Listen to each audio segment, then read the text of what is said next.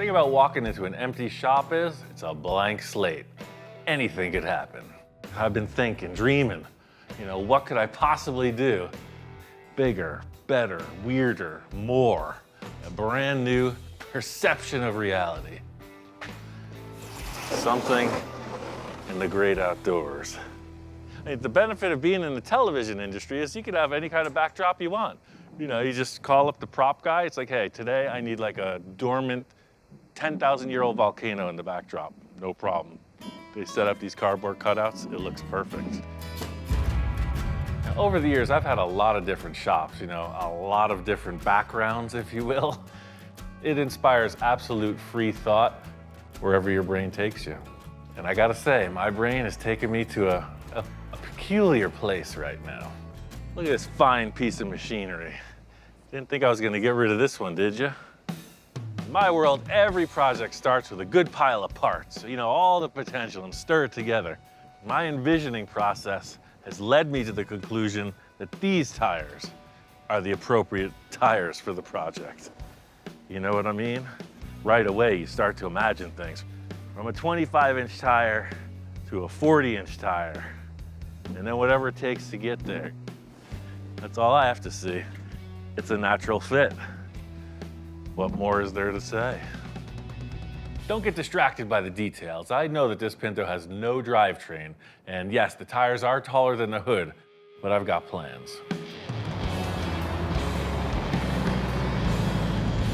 This thing got taken out of commission. It was a roadie rig for bands. It pulled this huge stage, had a generator in it. I built it for my friend Rich years ago.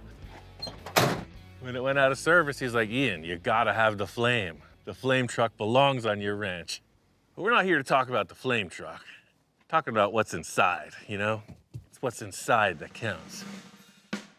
It's another gift from another friend. This one is from my friend John. He said, dude, that Pinto you're building, I'm feeling you. I got just the stuff. Once I start spreading the word about my cockamamie ideas, seems like people are all jumping on board. And as usual, someone steps up with just the right stuff.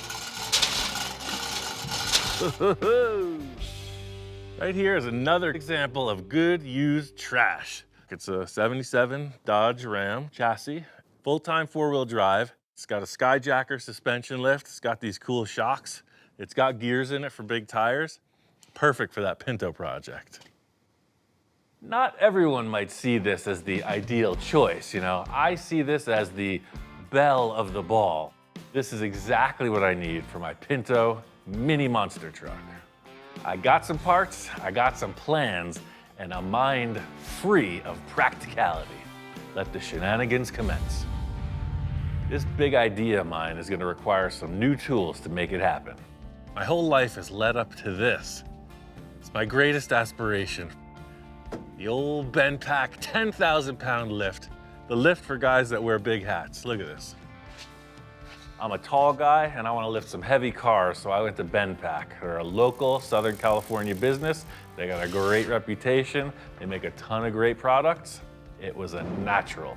No more working like this on a transmission. I'm 50 years old. My knees hurt. I don't want to lay under the car anymore. I could even keep my hat on. You know how I love that hat. Now that I'm looking at it, that looks like about ride height to me, but the lift still offers a bit more if I want to put even bigger tires on it. I may change my mind, but I tell you, it's looking good up there. With the chassis and the Pinto side by side, I could see we're up against a few major issues. Look at the wheelbase. It's way off. I know that Pinto's 94-inch wheelbase, and this thing's bigger than 94 inches, guaranteed. 3 foot, 6 foot, 9 foot. I don't know, 9 times 12, that's a lot of numbers. Definitely have to do some modification. Let's drop her down and see what she's got. Right there, you can clearly see something's hitting. Engine is much too wide. This Pinto came with an inline 4-cylinder engine. This truck has a big V8, so it's kind of like stuffing a 15-pound cat in a 2-pound mousetrap. I can clearly see 2 major issues. I don't want to see the valve covers under the freaking subframe. Secondly, look at the back of this frame. It looks like it's about 20 inches difference. I gotta say, there's a million reasons one might turn back on a project like this right now, forget all about it. But that is not the full custom way. We're gonna put on the blinders, focus on one task, and continue on. Time for the chassis reduction. I'm feeling positive. I've wanted to do this my whole life. Truly, I've wanted to do this since I was a little kid. The first drawings I used to make, I would draw 2 circles as close together as possible, and then I'd put a car body on it. That is clearly, the lightning in the bottle moment. So when you're a kid and something thrills you, that's real. Sort of trap that, save it, and then express it. That's where the magic happens. I've never done a 4-wheel drive before. This is my first 4x4.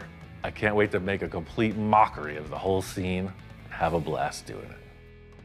I've talked about all the things that I like about this project. It's time to talk about a few that I dislike. You look at the rocker panel of that Pinto right below the door, what do you see? A nice straight shot, a straight line, right? When you look at this chassis, that looks like some kind of sketch that I would do. It's all wiggly, it doesn't make any sense. In simplest terms, I'm trying to get rid of that dip to dip in the bump, joo-wop, shoo-wop. So what I want to do is I want to set up 2 rails across the top here. So I'm going to temporarily weld it in up here, and it'll clamp here. So when I open this 20-inch section up, this comes forward, and I can build the new chassis underneath. There is a madness to this method, I got to tell you. So I have my reference point, end point, end point. So now I have to take this out, put it back on the rail. And we can roll this puppy straight ahead until it hits the point of reference. Now that I have all that lined up and established, locked in, I can take off the rest of the chassis and the piece of the cross member that I'm going to replace for the transmission. I mean, you've heard of the horse whisperer, or the dog whisperer, or whatever. I'm clearly the junk whisperer. And what this chassis is telling me is it wants to be the full custom mini monster truck Pinto.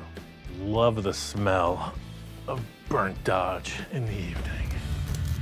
With every project, it's gotta drive. This one has a pretty powerful V8 engine.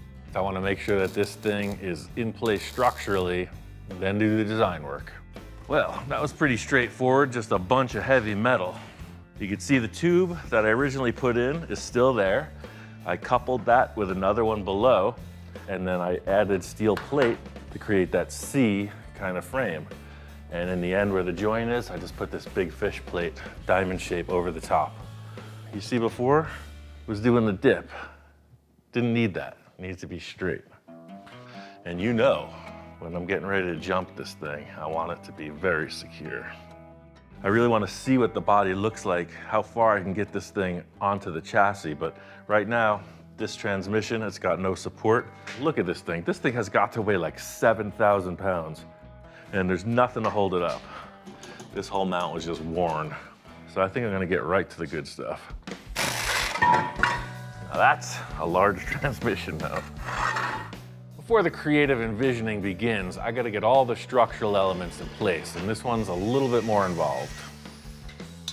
My plan is to create a transmission mount that attaches to my newly formed frame rails. We're just gonna use part of this because we're not trying to reinvent the wheel, we're trying to reinvent the transmission mount.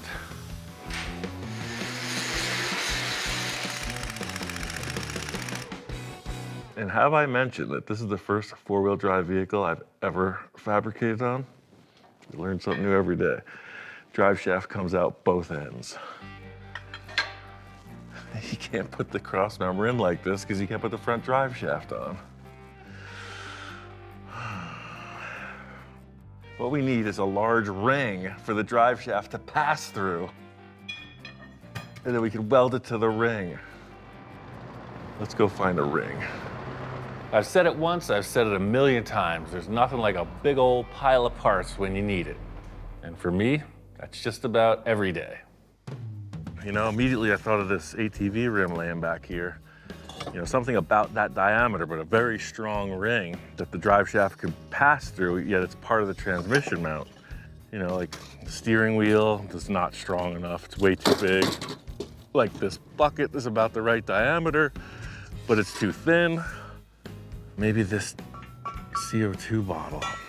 These are really strong, thick-walled, and it's about the diameter what I'm looking for. Yeah, I've cut the bottom off these a million times. They make really good wind chimes when you hang them up. Hear that?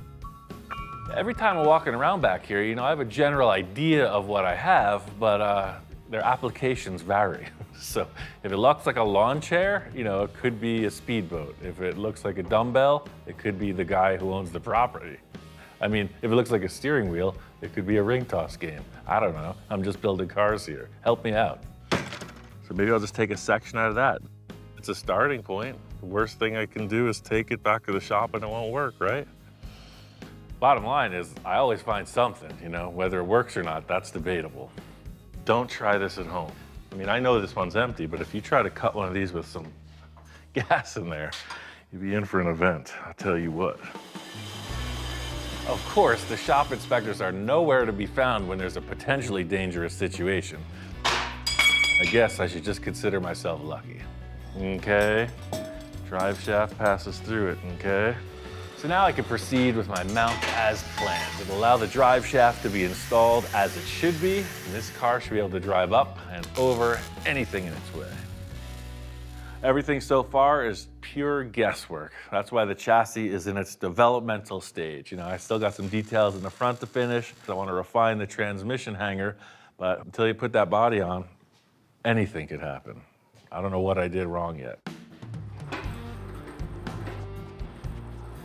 I did a little hacking in here, and you can see this car's got a little off-road experience already. It's good news.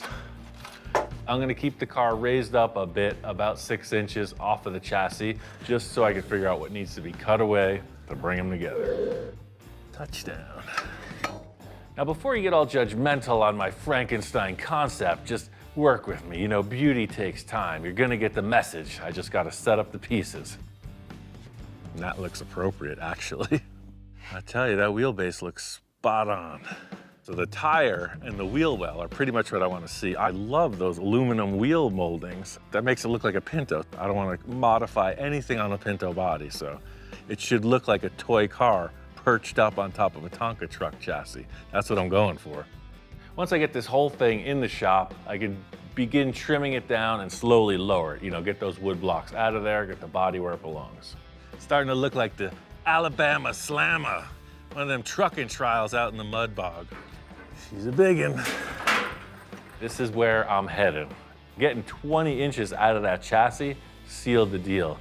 Nothing can stop us now, except maybe the next step. The dreaded moment is upon us, the official inspection.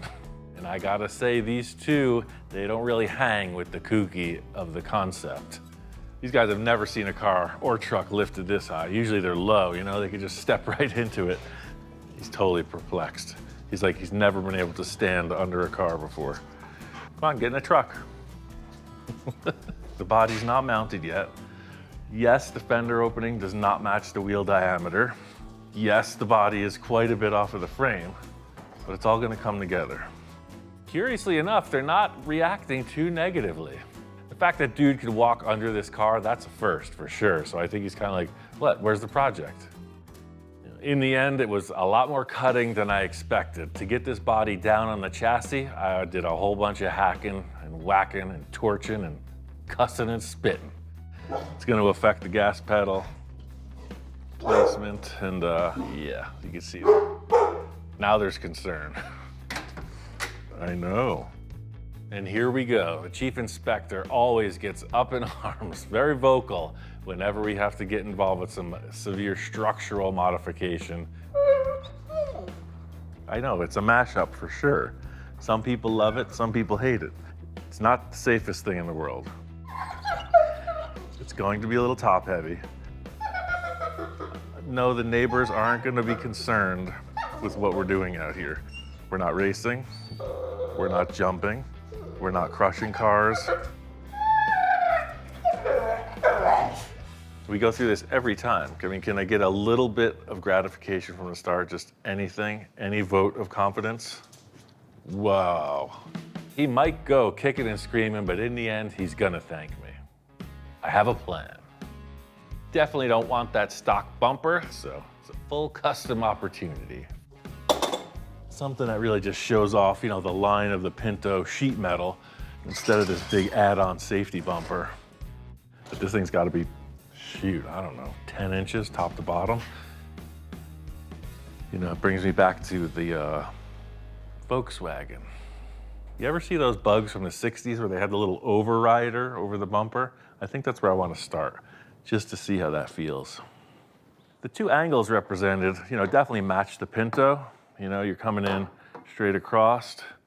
Actually, that's kind of cool. Look at that. Wow, what if it actually had this bumper to protect the taillights? That would be pretty aggressive. I also needed something to support the rear of the body, so I was thinking about taking a tube up, down to the chassis, and just out here would be the mounting point for whatever bumper I create. I think the great mockery is about to be, mock-up is about to begin. Another cool addition to the shop is this unit from Multi-Tool. This machine is super multifunctional. It's got different belts, different surfaces. You can actually tilt the machine into different positions. It takes the bench grinder to like exponential levels higher.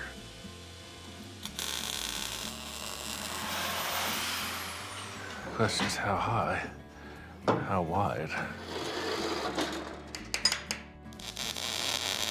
You know what it's about, all the envisioning, where you set back and check it out. That's what I'm talking about. Usually when I don't know what the heck I'm doing, I put something in place and then move on. All about the stick it and move technique.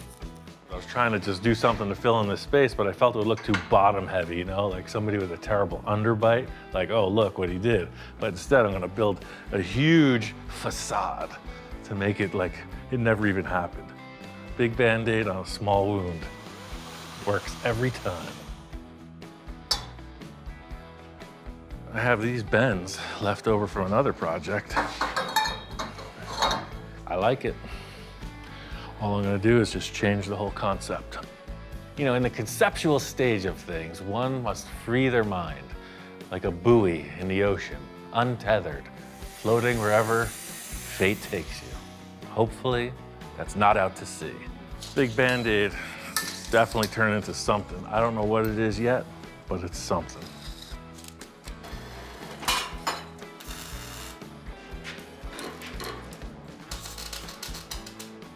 I like where this is headed, but I feel like that's sticking straight down. I'd like to see this tucked in. We're using finesse, we're using style, we're using fire. I know whatever tubing structure I come up with, it'll protect, but it's gotta look real cool. Look at that. See what I'm talking about? Couple support pieces and this train is moving down the line. What I want to see here is a cap. You know, maybe there's a trailer hitch you step off and then you got this that you can kind of perch on. What I want is a perch. And I don't mean a fish, I mean like a step. There is a hint of the post-apocalyptic vibe with this ride, so yeah, I mean, showing off a little raw metal work, it would fit the bill. Yeah, something like that. Going in for some grub. Yeah, right? You got a little rail and a step. It's the whole concept here. Looking at this rear bumper, it really helps the shape of the car. The Pinto's kind of diamond shaped. It goes on the roof, goes down the sides, hits the taillights, comes back under. The bumper follows that shape. You know, I really, at the beginning of the day, didn't know what I was building. I like this idea. It's kind of a weird abstract bench on the back. Perfect. I'm gonna carry that theme over to the front and then see how they work together. I gotta say, my mini monster truck is getting bulked up and ready for prime time. On to the next. I am feeling good about the bumper project. I got this rear bumper right where I need it. I was surprised. It was not really thought out until I got into it. Worked out well. In keeping with the same flavor, moved up to the front, and I put something super heavy duty, something that looks like it's like that hey Kool-Aid kind of guy bashing through the wall. You know, cartoon style, right? Followed these shapes in the grill. See, I peeked these out a little bit more in the center, a little less, so it's like it grew a big lower bumper. It looked like two really separate pieces, the chassis and the body, but these two components, you know, the fabrication makes it all come together. Ultimate monster truck? Probably not. Super cool custom vehicle? Maybe.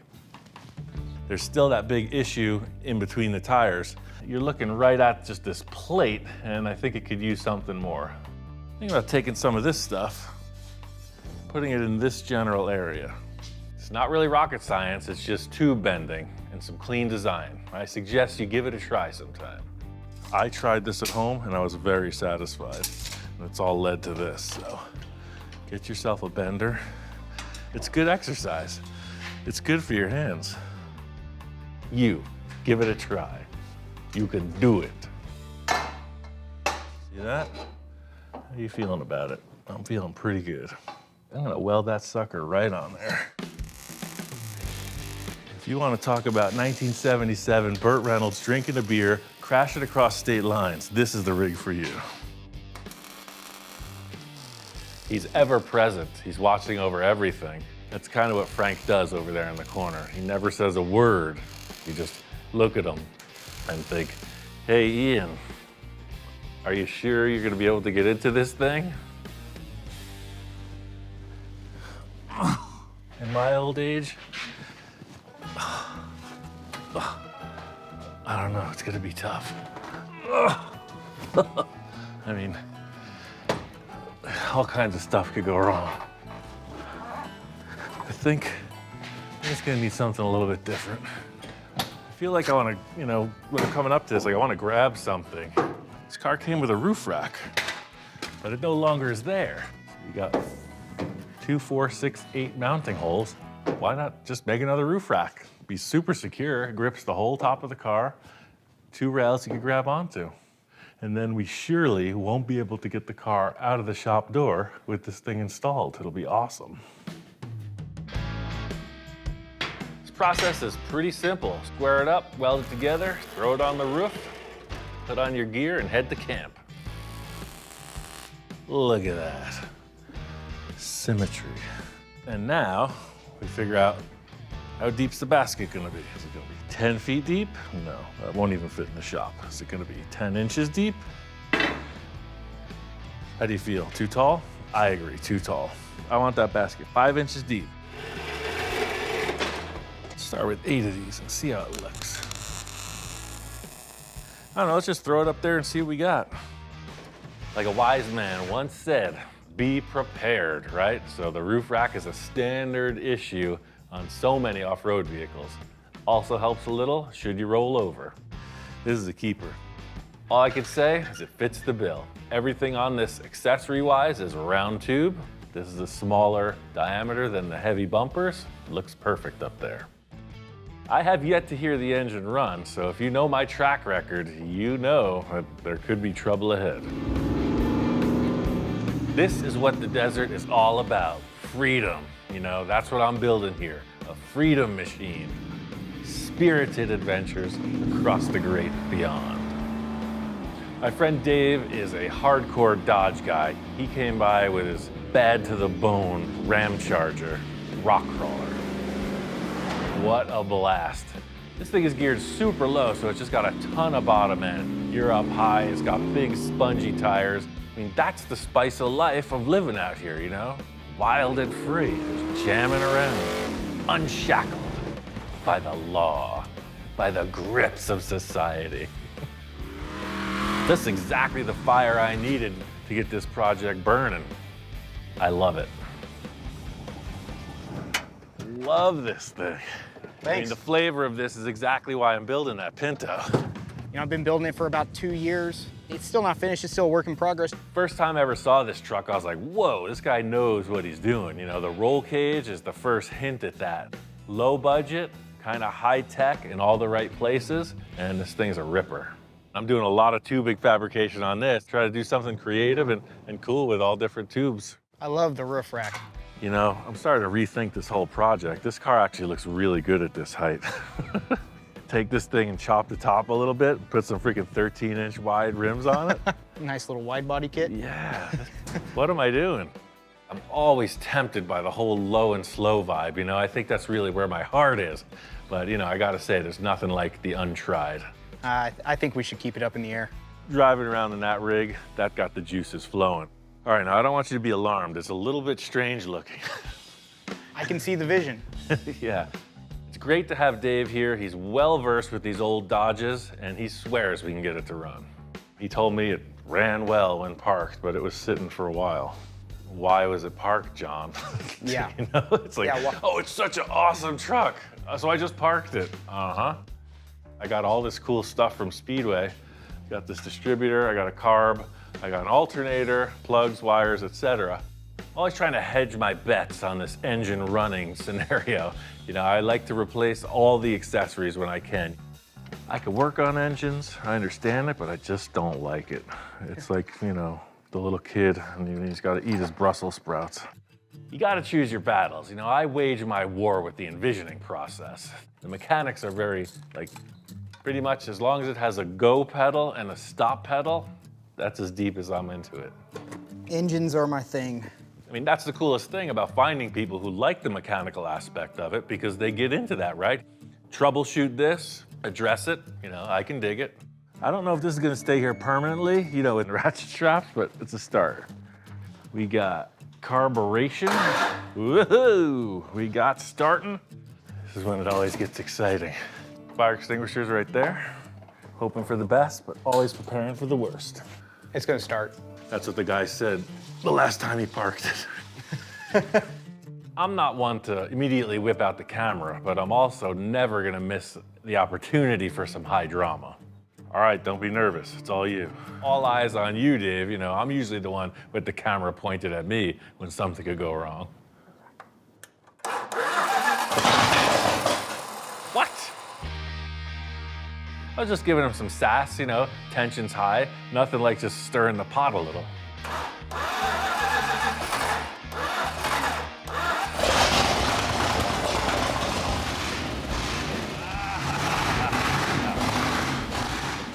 It's a runner. I gotta say, I've heard a lot of engines run, and this is on par with the rest of my half-baked ideas. Is it gonna win some races? Probably not. Is it gonna overheat? Maybe. Is it gonna keep running? We hope so. I mean, it's the typical smoky start that you get from something that's been sitting, but what a relief. It's Dodge. They always run. That's really all I needed to hear. You know, a successful engine ignition really frees my mind up to figure out the rest of this thing. Still a few nuts to crack, a few bolts to twist, a few welds to weld, and then we ride. This is my favorite part of the project, when it really starts to get weird. I'm all ears. Thinking of a paint job, something I'll really take this into the unknown territories. My friend Alan lives just down the road, and he's seen this mini monster truck's progression. I think he's got a perfect set of eyeballs and two good hands to help me with this next step. So I'm thinking about the 70s, as usual. That's nothing new.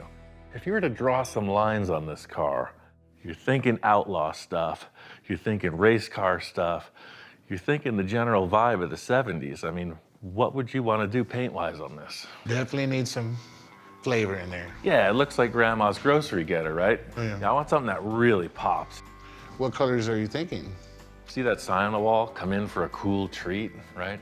Represents the color wheel pretty good. So It really does. those are the options we're dealing with. Something that Loving it. really stands out. It's a bit of color theory, if you will. Any kind of commercial, in-your-face signage will have contrasting colors.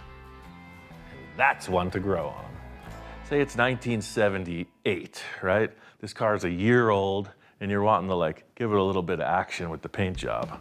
Graphics were simple, but it made the cars look so much cooler. It could be 3 lines in it and it would look so cool. 3 lines. That's a start. 3 lines is a start. I like that. See? You're working already. Let's put 3 lines on it. Working with Ian creatively, I love it because he's open, you know? He's not one of them people that think they know it all and his idea is the only way. You have an idea, you bring it to the table, it's game. Here, check this out. It's a new technique I just came up with. This is the old extension cord technique. I do mentally prepare myself before I come. You know, I got to work on this with this. It's amazing the things we can do with regular household items, you know, stuff that everybody can do. Right, our old side trim was here, so that's pretty much a good starting point for the center of this graphic. The door handle, I think, is in the right spot, but drop that just a bit. So it look at that right there. It parallels the trim on the window. There you go, and now that fits the radius with equal spacing. I think it's electrifying. Alan was a little bit weirded out the first few times, but I think he's fallen into swing. Sometimes this extension cord will give you a different view of things, man. We need to step back on this. Let's try it with a tape. On the onset of every task, you know, I'm always looking for that one little spark, the one little gripping point to start from. Sometimes it's that simple. Oh, I like how you just kicked it up hockey stick style right off the back of that. Just you nailed it from the door handle back. But like, what if instead of coming down to here, I just crept it up a little? So this would be the top of our top line. Whoa, I think you hit it right there. So if that's the first line, then where's the second? Is it straight back? Is it straight through? It's gotta work, it's gotta flow. You hear that so many times, but it's immediate when it doesn't work, right? So you're looking for that sweet note. All right, so this one kind of comes right through there, like that, right? This exact process is what I thrive on in working with someone, you know? It's like, no bad ideas, no good ideas, just a process. Let's work together to figure this out. Once we start seeing different lines laid down on the car, you know, you just naturally fall in love with one, and that's how we roll. We know what we want, we know what style, what era, and we roll with that. Oh yes. See, that's weird, and it's cool. The center tape is kind of bugging me, but I love the one hitting the roof rack, and I love the one hitting the bottom of the hatch. What if we sprayed white right through there? You know, kind of like the Starsky and Hutch thing. Let's just do one big white swath through it and see what that looks like. I love it, let's do it. It's really hard to mess with old original stuff, you know? This has been aging gracefully since 1977, and here we are wanting to apply something new to it and make it match. You know, I thought that maybe not using a gloss auto paint would help us kind of blend the two. I'm thinking about all these candies and all these paints, and I want him to order for me, and then I get here and he gives me 3 rattle cans, and he's like, here you go, man, go for it. And I'm like, where are we going with this? Let's see what it does. Hit it. And we're off. We're in a frenzy of tape and masking. It's kind of like when you gotta hit it, you gotta hit it, and that's where we're at right now. The only trick that I have is keep looking at what he's doing and try to keep up. I just want to see what this looks like. Could be cool, could be a creamsicle, I don't know. Ooh, look at these lines. That's pretty cool. It's a good contrast, that's what I was hoping for. That really changed it. Makes it look sporty. It gives it that big boy, tough boy look. Now that we took the blue tape off, it's like it's missing something. You know, the blue color really added to that. You know, imagine like a border, right? All of a sudden, it's starting to look like that ambulance in the Cannonball Run. And I think if we did a decent sized blue line on the bottom and then at the top, pinstripe it with 2 little blue lines. Oh, now you're getting even fancier. I like that. I like fancy a little bit. This is a pretty simple layout, too. Imagine those lowrider paint jobs where you have all of this negative represented in various colors. Sometimes this is white, and sometimes it's orange. And sometimes the green is orange, and sometimes the blue is orange, but also the blue could be white, depending on where it is. You lost me in all that. Yeah. Names are hard to come by, you know? When you find one that sticks, it's really gratifying. Well, there was a great mystery since I got this Pinto. On the back panel there, it said P71. And I'm thinking, I gotta find out. So sure enough, I put it on Google. What does P71 stand for? And it says P71 is a prefix in the Crown Victoria police car VIN code. Why is it on a Pinto? I don't know. My wife, Jamie, she said, it's the Pinterceptor. That's why. Hats off, milady. You win. The Pinterceptor. Perfect. Right, the Pinterceptor. It's evil, it's sweet. I'm wondering about that new ink, man. I don't know who you're hanging out with, but that looks pretty profound. Last year, I was given an opportunity to work with Gene Winfield. I've been out here for a year helping Gene. He was my dad's hero. My dad is a custom car builder. I said, Gene, sign my arm. He's like, why? I said, because I'm gonna get it tattooed. And he looked at me and said, you're stupid. I loved it. It was priceless. There it is, 2021, 93 years old. Yeah. Still doing it. It's like Christmas Eve. We got all the presents wrapped up. In the morning, we'll see what we got. While we're waiting for the Masked Monsters paint to dry, I'm going to engage Alan's other talents, some of the metal forming skills. One of the things this vehicle is lacking is a dashboard, and I got an idea to handle that situation. I've been saving this piece of sheet metal for whatever reason, because look, it was laying outside under the gutter, and it made this perfect like splash drip pattern from all the rain we've been having. What I'm learning every day is be surprised. If this went on the driver's side of the dash, you'd have this kind of weird, rusty, patinaed orange effect on the dashboard, right? That's right, almost looks like a rusted sun. Yeah, right. It's just keeping with the au naturel theme, you know? Dashboard, smorgasbord. He's got this build in his head. He wants to build this awesome car. I know it's gonna be great at the end, so I'm never worried or never scared. And we do whatever it takes to make it that way. And then it's going to go down where this thing fits on, and then it's gonna ham edge under to give it some strength. Style I'm going for with the dashboard on this is minimalist. I got an old piece of sheet metal and some kind of piece from an old pickup truck. Might as well just make something handmade. He's trying to prove that you can work with, you know, things that are affordable to anybody and make something great and fun. That's what I think separates him from a lot of builders, you know what I mean? Is that he doesn't think he knows it all, he just loves doing it. He loves that everybody else loves doing it. Sweet, look at that. Does that look like a dashboard to you? Looks like a dashboard to me. Oh yeah. All right, let's mark it at 55. Yeah, right to the edge of that block.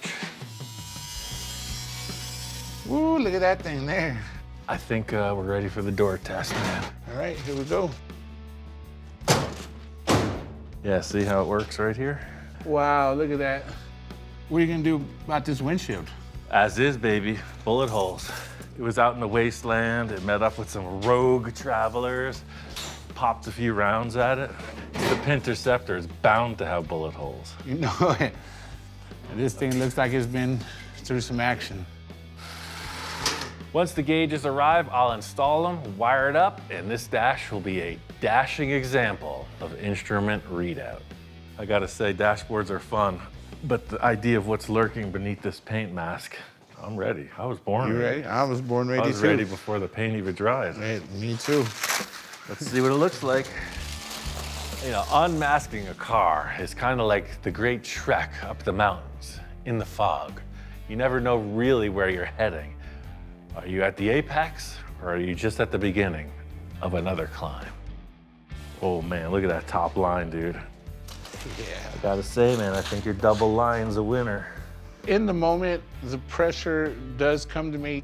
A little bit nerve-wracking because we're working with rattle cans. Good work doesn't just happen, you gotta make it happen. Yeah, these colors are. It's looking kind of like the orange dreamsicle. We just wanted to make a nice, simple graphic, and it puts a nice flow right through the car. Simple, effective. Way cool. I needed this paint job nailed. I got a couple things to detail, and this is ready to rock. I can hear the great beyond beckoning. Our first desert Pinto cruise is just around the corner. No, I can't wait. I cannot wait. This mini monster truck is ready to rock. Time to show Alan what I've been up to. Wow, holy for holy, man. No, wow, look at it. Look at the size of these tires. Yeah, it's a giant toy truck, right? Alan's really been an asset in all these projects lately, and this one was the same deal. You wouldn't expect to see 40-inch tires fit a Pinto, but there you go, it works, right? And look good. Yeah. Wow, just wow. It's taller than I am. Takes the economy car to the next level. I'm very satisfied with the look of this. It's exactly the cartoon proportions I was looking for. It's like something you'd see in a comic strip. It's the Pinterceptor. It's the Pinterceptor. It's got the lights, it's got the authority. This is the regulator of the Wild West. Once we establish the name, I want to bring the full Pinterceptor feeling to the vehicle. Something that was out to get the bad guys, smash through whatever it needed to, light up what it needed to, and ultimately bring the law and order back to the Outback. Face of this thing looks so aggressive. It looks like it's coming at you and it's angry and it's smiling at you because it's about to eat you up. Then as big a truck as this is, it's still a Pinto inside.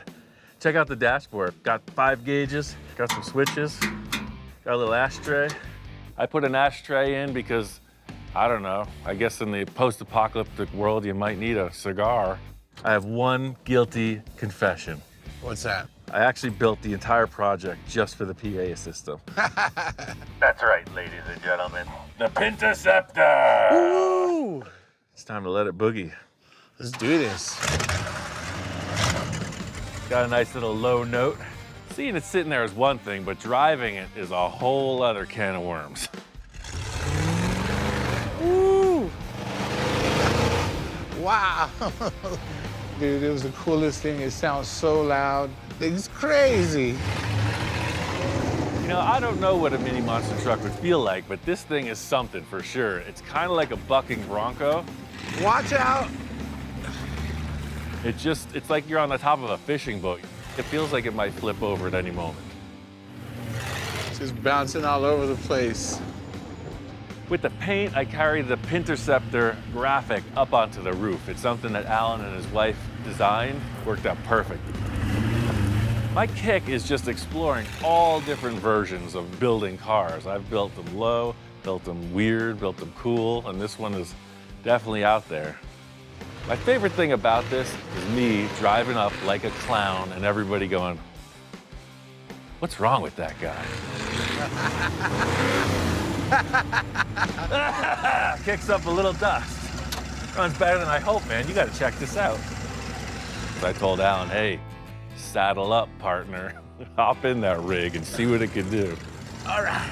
Yeah, being inside, driving it, let me tell you, it was a lot more comfortable than I thought it was gonna be. Watch the shrubbery. Hey. It was a little bouncy, but as far as driving it was super comfortable, it felt solid. You just see this thing, you don't even see the tires, you just see this machine coming over the bushes. So stupid. It's awesome.